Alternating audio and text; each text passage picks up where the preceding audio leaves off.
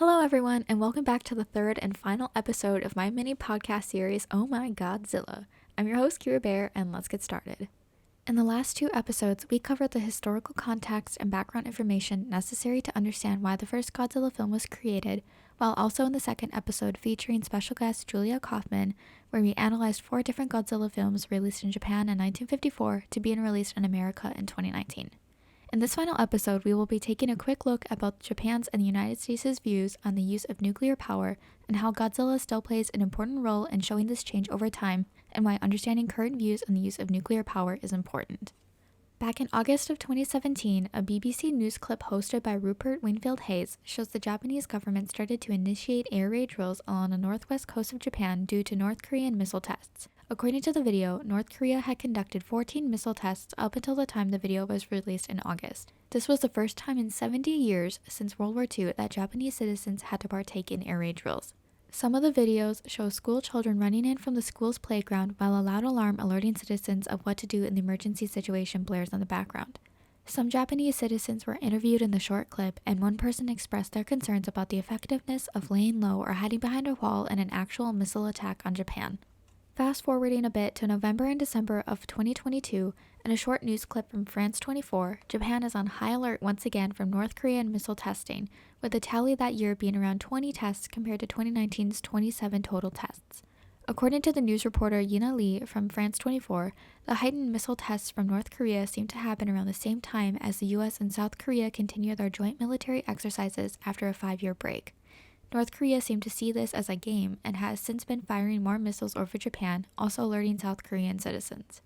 At the end of the video, reporter Lee also tells the audience that at the time of the video, observers of the situation have been warning others that North Korea may be, quote, gearing up for its 7th nuclear test.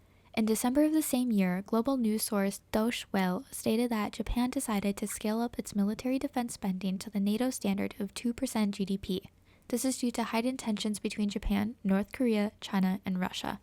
Joined in the broadcast by Tomohiko Taniguchi, a professor at Keio University and former advisor to Japan's late Prime Minister Shinzo Abe, Taniguchi describes the rising tensions between the countries as Japan perceives those countries as a threat due to their accumulation of nuclear weapons, as well as how large the countries are compared to Japan itself. Taniguchi also explains that tensions have already been high between Japan and China as China participates in coercive action in Japanese territorial waters.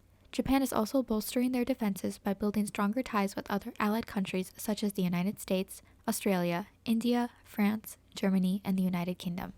These news sources align with what Julia and I spoke about in the last episode regarding Shin Godzilla released in 2016.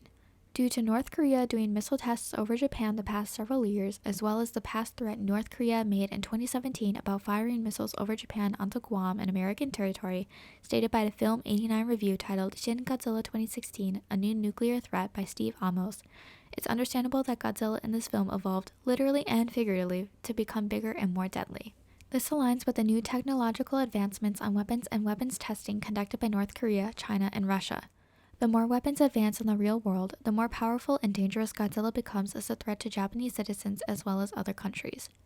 In the film, other countries and NATO were also concerned with Godzilla's rapid annihilation of Japan and wanted to nuke Japan in order to stop Godzilla and potentially save the rest of the world, using Japan as a sacrificial nuke site. However, Japanese officials made a deal with NATO groups to eliminate the threat themselves, saving the country from being hit with a nuclear weapon for a third time. Unlike the first Godzilla film from 1954, this film was more open to referencing the events of Hiroshima and Nagasaki, using those as a driving force to find a way to eliminate Godzilla without using nuclear weapons. This also aligns with Japan's current ideals of not wanting to use nuclear weapons in any capacity. In an article from Kyoto News Plus titled Nagasaki Urges Nuke Elimination as City Marks 77th A-Bomb Anniversary by Reieto Kaneko, Mayor Tomihisa Taue of Nagasaki presented the peace declaration at Peace Park in Nagasaki, insisting that countries holding nuclear weapons should find a way to achieve nuclear disarmament. Mayor Taue also addresses the concerns related to the war in Ukraine, stating that Russia's threats of using nuclear weapons have, quote, shown the world that the use of nuclear weapons is not a groundless fear but a tangible and present crisis. Prime Minister of Japan Fumio Kishida also stated that, quote, even in the midst of a severe security situation, we must continue our history of non-use of nuclear weapons and continue to make Nagasaki the site of the last atomic bombing. One of the survivors of the Nagasaki bombing, 89-year-old Michiko Kaeda, gave a recount on her experience that day 77 years ago. While her recount is bone-chilling, she also expresses her unwavering feelings against current uses of nuclear weapons used by Russia in the Ukraine war. Kaeda states, "Nuclear weapons would destroy the world. There are no winners and they should be abolished as soon as possible. I cannot stand what Mr. Putin is saying about his country's nuclear weapons." This article was written almost a year ago, and Japan still has a similar mindset about the use of nuclear weapons, which is to not use them at all. However, the United States views nuclear weapons a bit differently, which can be seen in the 2014 and 2019 Godzilla films. However, I won't go into too much depth of those films because Julia and I discussed the films in the previous episode. I will reiterate that both of those films depict Godzilla as a savior when faced against another nuclear threat. In these films, Godzilla was a metaphor of using nuclear weapons as a deterrent against, quote, bad nuclear powers. Unlike Japan, who has suffered immensely from the bombings by the United States, the US has never been nuked by another country. Although, according to an article, A Brush with Catastrophe, the day the US almost nuked itself by Jesse Kratz from the National Archives, we almost accidentally nuked ourselves during the Cold War when a B-52 bomber plane carrying two Mark 39 hydrogen bombs with 250 times the explosive power of the bomb dropped on Hiroshima broke apart mid-flight, causing the bombs to crash land in North Carolina. The bombs, thankfully, never detonated. However, during the Cold War era, which started at the end of World War II, 1947, up until December 26 of 1991, in the Cold War, the United States and the Soviet Union were constantly at each other's throats due to the US's hatred of communism. The Soviet Union was trying to expand itself, which alerted the United States. Both countries also had access to high-grade nuclear weapons and each had the power to detonate them at any time. However, neither country did because of the concept of mutually assured destruction, or MAD. According to the YouTube video Mutually Assured Destruction Cold War by Simple History, MAD is a policy that rests on the idea that if two countries or continents are equally as capable of destroying one another through nuclear attack, then there is no incentive for either side to pull the trigger or remove it. The closest the United States ever got to being nuked by another country was during the Cuban Missile Crisis between October 16th to the 28th of 1962. During this time, tensions were high between the Soviet Union and the United States, as both countries were trying to negotiate removing each other's weapons from Cuba and other countries such as Turkey. A fleet of U.S. ships near Cuba spotted a Soviet submarine below the water. The United States fleet was trying to get the submarine to identify itself by dropping signaling depth charges that were used during World War II to either disable or destroy a submarine. Even though hindsight is 2020, this was still an incredibly awful decision on the United States' part. Due to the high tensions between each country and the crew aboard the submarine having not heard from Moscow in a hot minute, the captain of the submarine made the call that war did break out above water and that they should deploy a nuclear torpedo aboard their submarine. This was also a bit of a risky move on the captain's part because they haven't received any orders yet from Moscow. However, the captain's plans to deploy the nuke also required that one other person turn a key at the same time as the captain to deploy the nuke. The person asked to do it refused, stating that they needed confirmation on the mainland regarding the situation. That man, Vasily Arkhipov, single-handedly prevented a total nuclear war between the United States and the Soviet Union, which would have been devastating to literally everybody alive at the time. The concept of MAD is still being used today with the very real threats from Russia and North Korea, but especially Russia. Russia started the Russo-Ukraine War back in 2014, but things started escalating in February of 2020 when Russia started to invade Ukraine in a mission to conquer neighboring countries. At first, tensions were high and many people, including myself, were concerned about Russia launching nuclear weapons during the fight.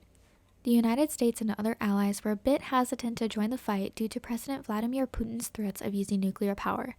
However, in an article from the New York Times written in February of 2023 titled "Fears of Russian Nuclear Weapons Use Have Diminished but Could Re-Emerge" by Julian E. Barnes and David E. Sainer, the United States' concerns of Russia using nuclear power has slightly lowered due to a, quote, more stable battlefield, China's warnings against the use of nuclear weapons, improved communications between Moscow and Washington, and an increased role of the International Atomic Emergency Agency in Ukraine have contributed to a measure of stability.